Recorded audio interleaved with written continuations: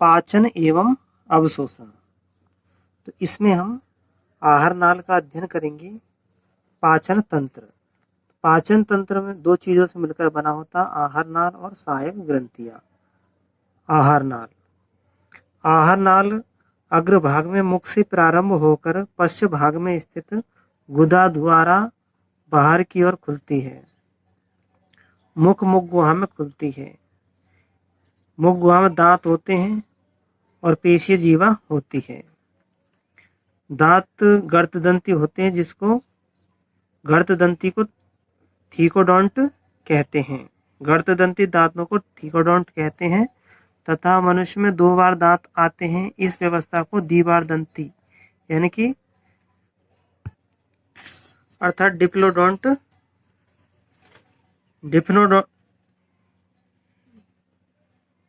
डिफायोडोंट कहते हैं। डिफोडोंट कहते हैं द्विबार दंती को। 32 दांत होते हैं। आधे जबड़े के आधे भाग की दांत व्यवस्था है ICPM, इंसाइसर, कैनिन, प्रीमोलर, मोलर, कृंतक, रदनक, अग्रचर्वणक और चर्वणक। अब देखते जीवा। तो जीवा स्वतंत्र रूप से घूमने योग्य होती है। यह पेशी होती है और फ्रेनुलम द्वारा मुख गुहा की आधार से जुड़ी होती है। तो जीवा है, फ्रेनुलम द्वारा मुख गुहा के आधार से जुड़ी होती है। जीवा की ऊपरी सतह पर छोटे छोटे उभार के रूप में पेपिला पाए जाते हैं, जिसको पिंपल या पेपिला कहते हैं, जिसमें स्वाद कलिकाएं होती है। मुख गुहा ग्रसनी में खुलती है। यहाँ पर वायु एवं भोजन दोनों का पथ होता है ग्रसनी। इसमें गांठी ढापन होता है जो भोजन को निकलते समय श्वास नली में प्रवेश करने से रोकती है। ग्रसनी ऊसोफेगस में खुलती है। ऊसोफेगस यानी ग्रसिका एक पतली लंबी नली होती है जो गर्दन, वक्ष, मध्यपट से होते हुए पश्च भाग में जे आकार के थैलीनुमा आमाशय में खुलती है।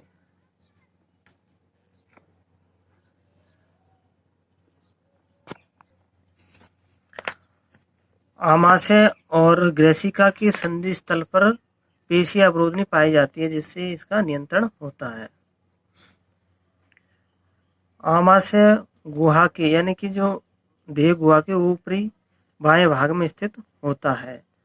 आमाशय के 3 भाग होते हैं, जठरागम, फंडेस और जठर निर्गम। जठर निर्गम छोटी आंत में खुलता है। छोटी आंत के 3 भाग होते हैं, यू आकार की ग्रहणी, मध्य का कुंडलित भाग अग्र क्षुद्रांत्र और लंबी कुंडली क्षुद्रांत्र होती है। आमाशय का ग्रहणी में निष्कासन जठर निर्गम अवरोधन द्वारा नियंत्रित होता है। क्षुद्रांत्र बड़ी आंत्र में खुलती है। छोटी आंत बड़ी आंत में खुलती है। और बड़ी आंत किस किस से मिलकर बनी होती है? अंधनाल, बृहदांत्र और मलाशय। यानी अंधनाल, बृहदांत्र और मलाशय से मिलकर के बड़ी आंत का निर्माण होता है। अंधनाल एक छोटी थैलीनुमा संरचना होती है जिसमें सूक्ष्मजीव, सहजीवी सूक्ष्मजीव रहते हैं। अंधनाल से एक उंगली जैसा प्रवर्ध निकलता है जिसको परिशेषिका कहते हैं, जो एक अवशेषी अंग है। अंधनाल बड़ी आंत में खुलती है। यहाँ देखो बड़ी आंत के 3 भाग है, अंधनाल, बृहदांत्र और मलाशय। बड़ी आंत के 3 भाग है, अंधनाल, बृहदांत्र और मलाशय। और यहाँ भी अगर हम भोजन के प्रवाह के आधार पर देखें तो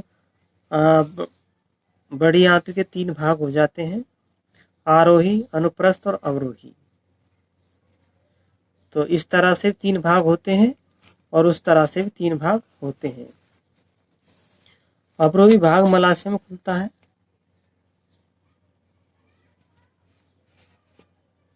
और जो मल द्वारा बाहर खुलता है। ये मानव की आहार नाल है।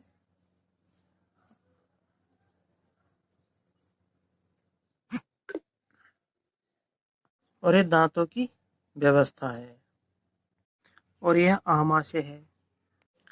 जब हम आहार नाल की अनुप्रस्थ काटते हैं तो हमें सबसे बाहर की तरफ सिरोसा दिखाई देता है। ये पतला कोशिकीय स्तर होता है। फिर इसके बाद में पेशीय स्तर होता है। यहाँ से यहाँ तक पेशीय स्तर, इसमें दो प्रकार की पेशियाँ पाई जाती हैं।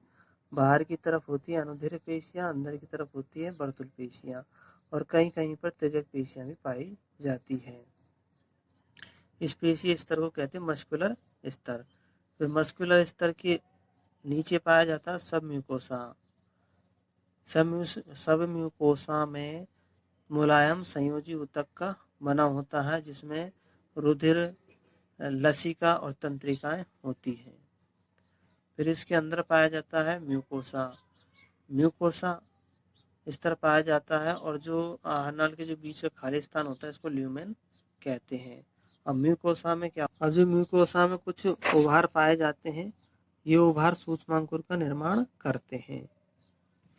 और ये है सबसे, इसमें एक लसिका वाहिनी पाई जाती है जिसको बोलते हैं हम लैक्टियल। ये लैक्टियल, ये लसिका वाहिनी है, इसको लैक्टियल बोलते हैं। और ये जो है ये अंकुर है, सूक्ष्मांकुर, केशिकाएं हैं, और ये धमनी को बताती है। और प्रेगुहिका है जो ग्रंथि का काम करती है, और ये सिराएं हैं। अब हम आहार नाल की दीवार में ग्रेसिका से मलाशय तक 4 स्तर होते हैं: सिरोसा, मस्कुलरिस, सबम्यूकोसा और म्यूकोसा। सिरोसा सबसे बाहरी परत है और एक पतली मीजोथीलियम यानी अंतरंग अंगों की उपकला होती है और कुछ संयोजी ऊतकों से बनी होती है। मस्कुलरिस संयोजी ऊतकों की बनी होती है सिरोसा। फिर मस्कुलस प्राय आंतरिक वर्तुल पेशियों एवं बाह्य अनुदैर्ध्य पेशियों की बनी होती है। कुछ भागों में तिर्यक पेशी भी पाई जाती है। सब म्यूकोसा इस तरह में रुधिर, लसिका एवं तंत्रिका युक्त मुलायम संयोजी ऊतक की बनी होती है। तो जो सिरोसा है वो संयोजी ऊतक की बनी होती है, और ये जो होती है सब म्यूकोसा है मुलायम संयोजी ऊतक की बनी होती है। ग्रहणी में कुछ ग्रंथियां सब म्यूकोसा में पाई जाती है। तो जो ग्रहणी है उसमें कुछ ग्रंथियां सब म्यूकोसा में पाई जाती है। आहार नाल की ल्यूमेन की सबसे भीतरी परत कोसा है, म्यूकोसा है। यह इस तरह आमाशय में अनियमित बल्ले एवं छोटी आंत में अंगुलीनुमा प्रवर्ध बनाता है, जिसको बिली यानी अंकुर कहते हैं।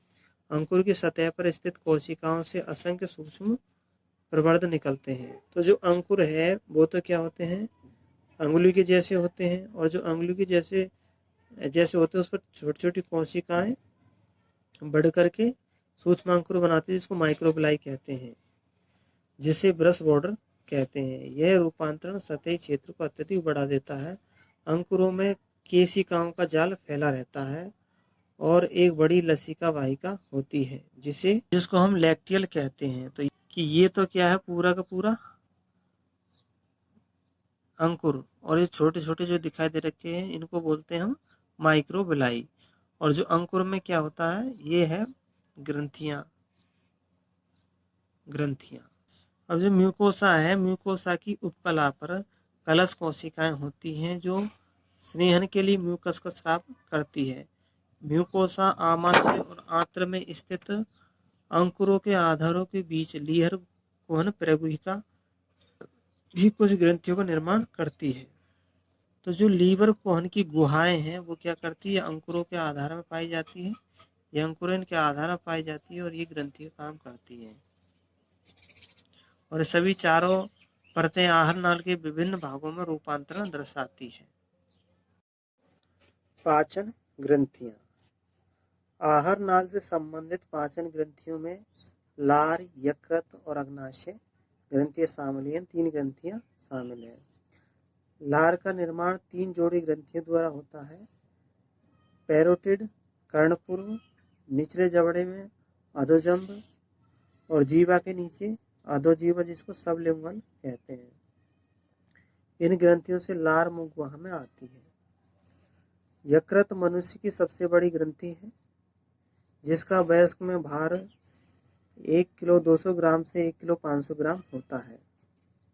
यह उदर में मध्य पट के ठीक नीचे स्थित होती है, यानी उदर में मध्य पट के नीचे तलपुट के नीचे स्थित होता है और इसकी 2 पालियां होती हैं। यकृत में 2 पालियां होती है, 2 लोब्स होते हैं। यकृत पालिका यकृत की